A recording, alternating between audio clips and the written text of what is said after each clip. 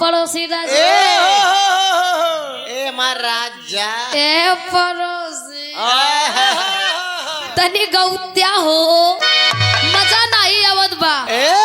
तब बड़ा लहाई के गांव में कैसे भैया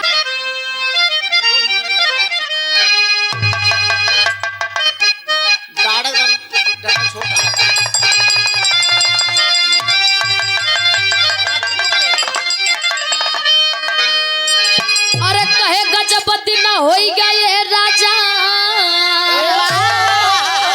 नहीं देखे कोई लड़िया के मेला अरे कहे गजपति ना होई गए राजा नहीं देखे कोई लड़िया के मेला अरे चना के दाल राजा चना के दाल रानी घूरी तड़का दिया हो चना के दाल चना के दाल राजा चना के दाल रानी चना के दाल घूरी तड़का दिया हो चना के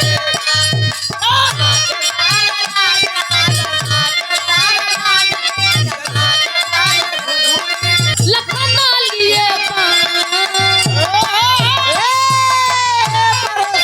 राम लिए धनुहा लखना लिए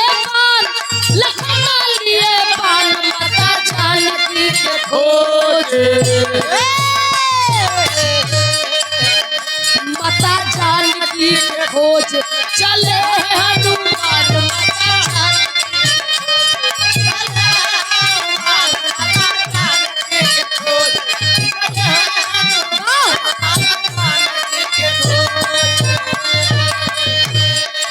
लोटा के पानी गरम कइला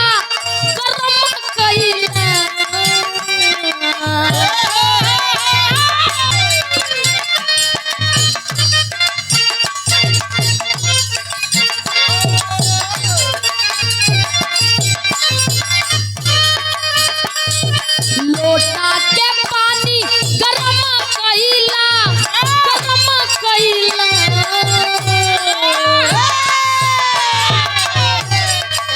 लोटा के पानी गरम कई रजा चढ़ली जवानी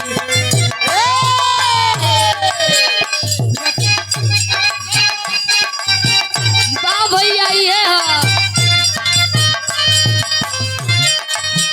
रजा चढ़ली जवानी रजा चढ़ली जवानी रजा चढ़ली जवानी राजा चढ़ली जवानी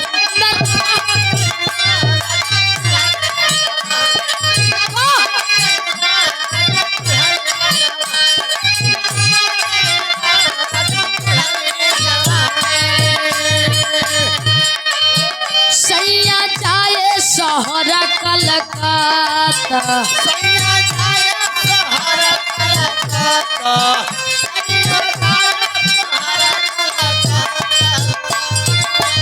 जहवा मिलेला सोना जैसा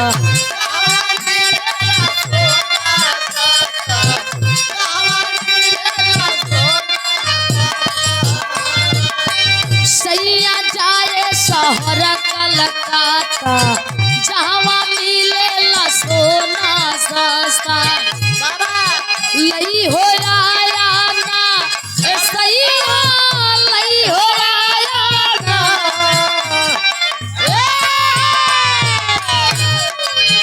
लई हो आया ना कर जाऊ लई हो आया ना तो हमारे नाठी के हो ना दुनिया तो हमारे नाठी के हो ना दुनिया सैया लई हो आया